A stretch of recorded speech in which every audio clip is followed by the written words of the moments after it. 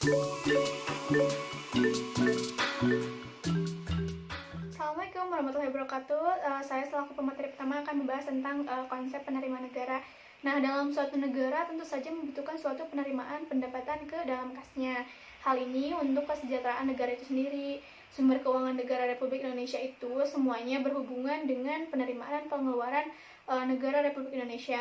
Nah, sumber keuangan tersebut berdampak besar terhadap perekonomian negara kita. Secara keseluruhan ada beberapa sumber keuangan negara Indonesia saat ini, baik itu secara pendapatan atau penerimaan dalam negeri maupun luar negeri. Nah, hal ini kemudian menjadi salah satu dasar dalam pembuatan anggaran penerimaan serta belanja negara atau yang kita sebut sebagai APBN. Nah, penerimaan negara itu sendiri adalah uang yang masuk ke kas negara. Penerimaan negara diartikan sebagai penerimaan pajak. Penerimaan yang diperoleh dari hasil penjualan barang dan jasa yang dimiliki dan dihasilkan oleh pemerintah, pinjaman pemerintah, dan mencetak uang. Nah, setiap pendapatan negara belum tentu merupakan penerimaan negara. Dalam artian, penerimaan negara belum tentu adalah belum tentu pendapatan negara gitu. Nah, secara teori penerimaan negara itu ada 3 golongan. Pertama, penerimaan pajak, penerimaan bukan pajak, dan pendapatan yang sah. Pada dasarnya, penerimaan negara digunakan dan didistribusikan sebagai stimulus pembangunan suatu negara itu, baik pengeluaran rutin dan pengeluaran atau belanja modal. Nah, di negara yang maju itu pajak itu adalah sumber utama dari pembelanjaan pemerintah. Sebagian dari pengeluaran pemerintah adalah untuk membiayai administrasi pemerintahan dan sebagai lainnya adalah untuk membiayai kegiatan-kegiatan pembangunan. Nah, contoh dalam penerimaan negara seperti perpajakan itu dalam negeri seperti PPH, PPN, PBB, BPHTB, dan dalam perdagangan internasional itu adalah ada BM, ada PPE. Selanjutnya ada contoh dari penerimaan negara bukan pajak seperti SDA, Baglaba, BUMN, dan dari pendapatan-pendapatan lainnya yang dianggap sah itu seperti hibah. Nah, dapat berupa dalam negeri atau luar negeri. Nah, itu semua merupakan penerimaan negara sekaligus pendapatan negara. Namun berbeda dengan pengembalian belanja, misalkan kelebihan pembayaran belanja tahun anggaran berjalan atau tahun anggaran yang lalu, itu merupakan penerimaan negara tapi bukan pendapatan negara, seperti itu. Kemudian saya akan sedikit membahas tentang sumber-sumber penerimaan negara. Nah, keuangan negara dan pemerintah bersumber dari berbagai penerimaan. Seluruh sumber keuangan negara dan pemerintah diperhitungkan dengan hati-hati, cermat, dan equitable, sehingga seluruh pendapatan dapat dialokasikan menjadi anggaran yang jelas peruntukannya. Nah, dalam Undang-Undang Nomor 17 Tahun 2003 tentang Keuangan Negara, pendapatan negara adalah semua penerimaan yang berasal dari penerimaan perpajakan. Nah, pada prinsipnya, seluruh penggunaan keuangan negara bertujuan untuk meningkatkan taraf hidup masyarakat. Nah, saya di sini akan membahas sedikit tentang pendapatan yang dalam negeri gitu. Yang pertama ada pajak. Nah, pajak merupakan pungutan yang dilakukan oleh pemerintah baik pusat maupun daerah terhadap wajib pajak tertentu berdasarkan undang-undang. Nah, pemungutan ini dapat dipaksakan karena ya ada undang-undangnya gitu ya. Nah, tanpa ada imbalan langsung di pembayaran. Nah, jenis pajak Indonesia itu ada 2. Yang pertama ada pajak pusat dan ada pajak daerah. Nah, yang pajak pusat itu ada seperti pajak penghasilan, pajak pertambahan nilai dan barang dan jasa atau yang disebut sebagai PPN. Kemudian ada pajak penjualan atas barang mewah atau disebut PPNBM, dan pajak bumi. Dan masih banyak yang lainnya ya. Nah, kemudian ada pajak daerah. Nah, seperti pajak kendaraan bermotor atau disebut sebagai PKB, kemudian ada pajak hotel dan restoran atau disebut PHR, dan pajak reklame, pajak hiburan, pajak bahan bakar. Nah, kemudian di poin kedua ada retribusi. Nah, retribusi itu sendiri merupakan pemungutan yang dilakukan oleh daerah berdasarkan peraturan daerah atau yang pemungutan dapat dipaksakan, di mana pemerintah memberikan imbalan langsung dari pembayarnya. Contohnya seperti pelayanan medis di rumah sakit yang milik pemerintah, kemudian pelayanan perparkiran oleh pemerintah, kemudian pembayaran uang sekolah, dan lain-lain ya. Nah, retribusi itu ada 3, ada retribusi jasa umum, retribusi jasa usaha, dan retribusi perizinan tertentu. Nah, pada retribusi jasa umum itu pungutan atas yang atas pelayanan yang disediakan atau diberikan pemerintah daerah untuk tujuan kepentingan dan kemanfaatan umum. Kemudian ada retribusi jasa usaha, itu pungutan atas pelayanan yang disediakan oleh pemerintah daerah dengan memanfaatkan kekayaan daerah. Kemudian yang terakhir ada retribusi perizinan tertentu. Nah, itu pungutan atas pelayanan perizinan tertentu oleh pemerintah daerah kepada orang pribadi atau badan yang dimaksudkan untuk pengaturan pengawasan dalam setiap kegiatannya. Nah, cukup sekian dari materi yang saya sampaikan. Selanjutnya akan dilanjutkan oleh pemateri selanjutnya. Terima kasih. Saya akan melanjutkan presentasi dari teman saya, yaitu mengenai penerimaan dalam negara. Poin 3 yaitu keuntungan badan usaha. Sebagai pemilik BUMN, pemerintah pusat berhak memperoleh bagian laba yang diperoleh BUMN, demikian juga BUMD. Poin keempat yaitu denda dan sita. Pemerintah berhak memungut denda atau menyita aset milik masyarakat apabila diketahui melanggar peraturan seperti denda pelanggaran lalu lintas, ketentuan perpajakan, atau jaminan atas hutang. Selanjutnya yaitu ada pencetakan uang. Pemerintah memiliki kekuasaan untuk mencetak uang kertas sendiri atau meminta bank sentral memberikan pinjaman kepada pemerintah. Pencetakan dilakukan pemerintah dalam rangka menutup defisit anggaran apabila tidak ada alternatif lain. Yang keenam ada pinjaman, yang merupakan sumber penerimaan negara yang dilakukan apabila terjadi defisit negara. Sumber pinjaman bisa berasal dari pemerintah, institusi perbankan atau non-bank, maupun individu. Poin terakhir yaitu ada sumber hadiah dan hibah. Dapat diperoleh dari dalam maupun luar negeri. Dan tidak ada kewajiban pemerintah mengembalikan karena tergantung kerelaan dari pihak yang memberi. Yang selanjutnya yaitu ada penerimaan luar negeri. Yang pertama ada pinjaman program, yaitu dengan bentuk pangan seperti beras, gandum, dan lain-lain. Adapun dalam bentuk non-pangan seperti pupuk, insektisida, dan kapas, atau juga berupa valuta asing. Yang kedua itu ada pinjaman proyek, yaitu berupa peralatan proyek dan jasa bantuan teknik seperti tenaga ahli dari luar ataupun impor. Yang selanjutnya mengenai jenis-jenis penerimaan negara. Pada dasarnya, penerimaan negara terbagi atas dua jenis penerimaan, yaitu dari pajak dan bukan pajak. Baik pajak maupun bukan pajak memiliki pengaturan dalam bentuk undang-undang.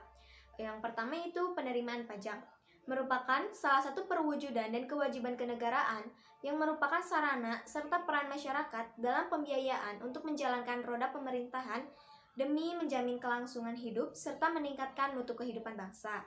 Menurut Undang-Undang Nomor 6 Tahun 1983 dan telah diubah menjadi Undang-Undang Nomor 6 Tahun 2007, pajak adalah kontribusi wajib pajak kepada negara yang terhutang oleh orang pribadi atau badan usaha yang bersifat memaksa berdasarkan undang-undang dengan tidak mendapat imbalan secara langsung dan digunakan untuk keperluan negara bagi sebesar-besarnya kemakmuran.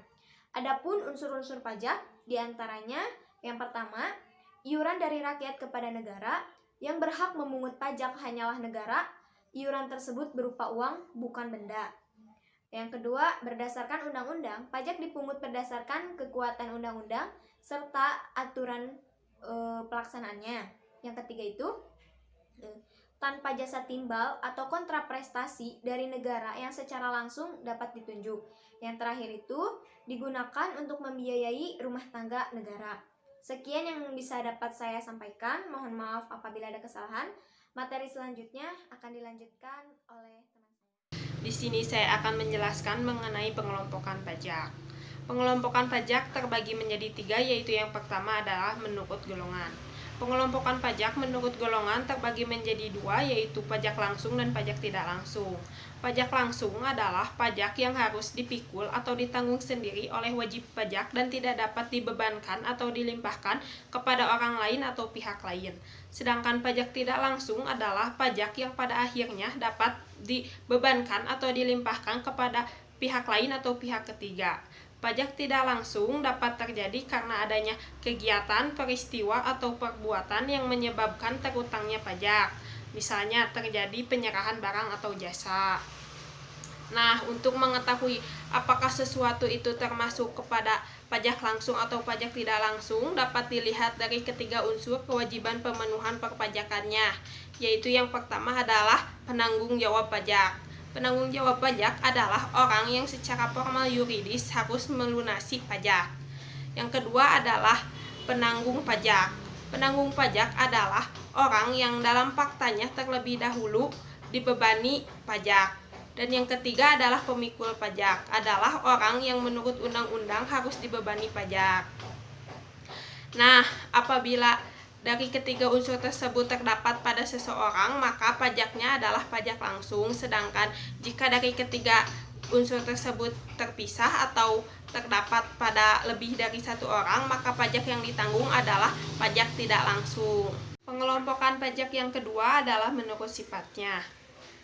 Pengelompokan pajak menurut sifatnya terbagi menjadi dua, yaitu ada pajak subjektif dan pajak objektif.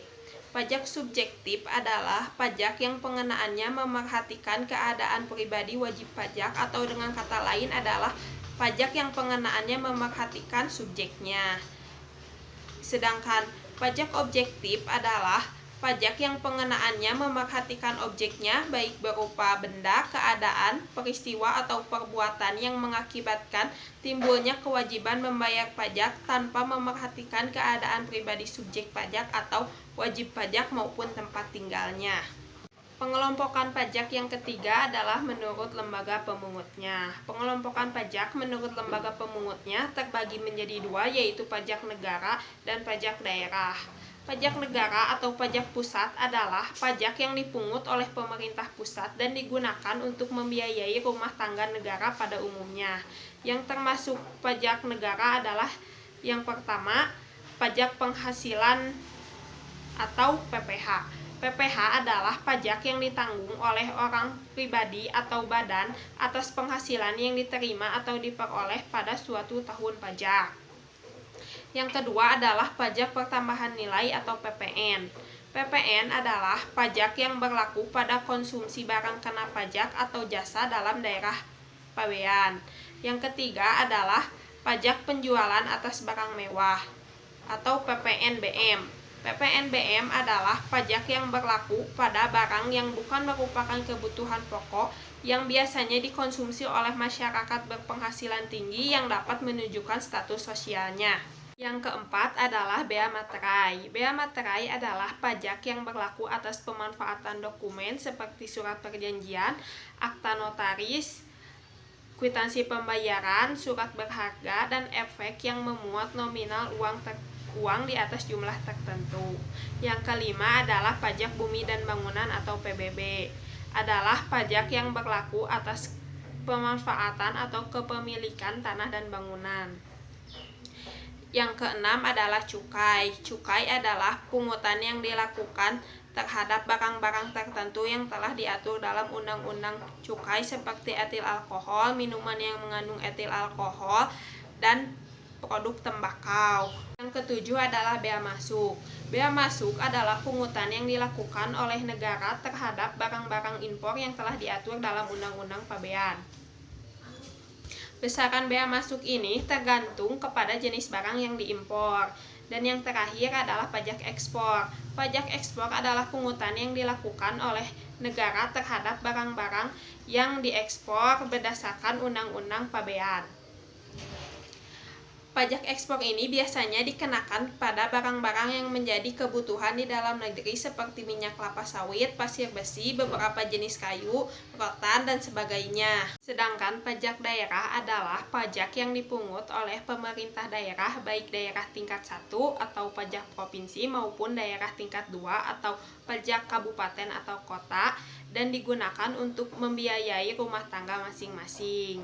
Yang termasuk pajak daerah provinsi adalah yang pertama, pajak kendaraan bermotor atau PKB dan kendaraan di atas air. Yang kedua adalah pajak bahan bakar kendaraan bermotor atau PBBKB.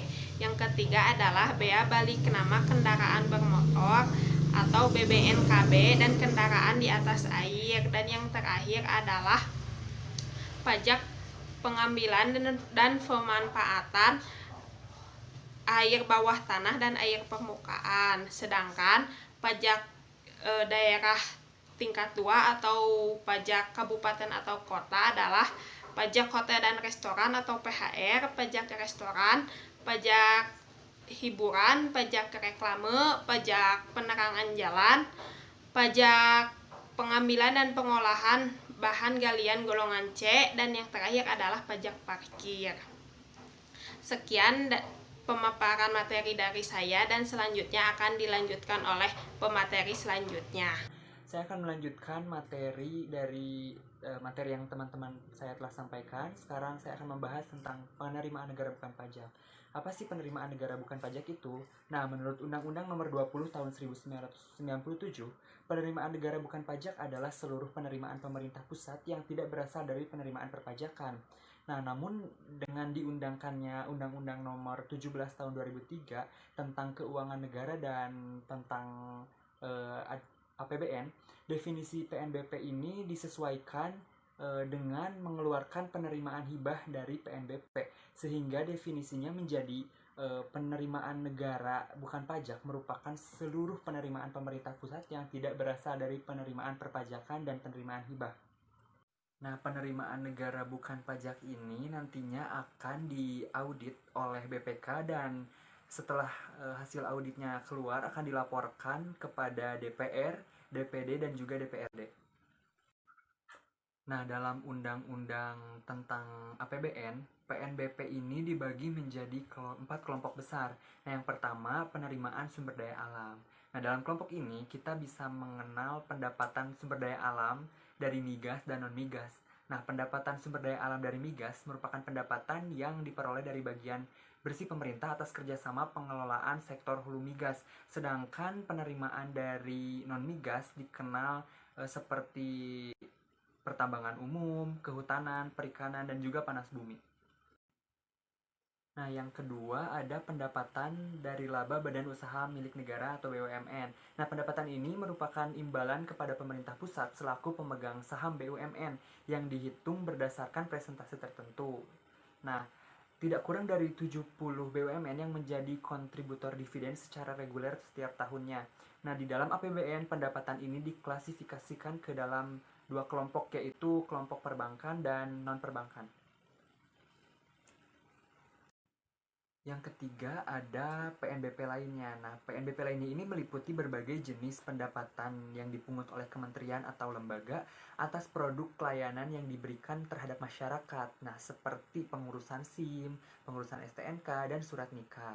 Nah, pungutan yang dilakukan oleh instansi pemerintah ini dilakukan atas dasar peraturan pemerintah tentang jenis dan tarif atas jenis PNBP pada kementerian atau lembaga tertentu. Nah, jumlahnya ini kurang lebih 10.000 yang ada di instansi pemerintah yang secara sah diatur oleh peraturan itu. Nah, yang terakhir ada pendapatan Badan Layanan Umum atau BLU. Nah, pendapatan ini diperoleh atas produk layanan instansi pemerintah yang diberikan kepada masyarakat. Contohnya seperti rumah sakit, penyelenggaraan pendidikan, dan lain-lain. Nah, bedanya pendapatan yang diperoleh melalui mekanisme BLU ini dapat langsung digunakan oleh instansi yang bersangkutan. Selain itu, perbedaan dengan pendapatan lainnya, kalau pendapatan lainnya itu diatur melalui peraturan pemerintah, untuk pendapatan dari BLU ini diatur oleh peraturan Kementerian Keuangan. Nah, untuk tarif atas jenis PNBP ditetapkan dengan memperhatikan dampak pengenaan terhadap masyarakat dan kegiatan usahanya, biaya penyelenggaraan kegiatan pemerintah sehubungan dengan jenis PNBP yang bersangkutan, dan aspek keadilan dalam pengenaan beban kepada masyarakat.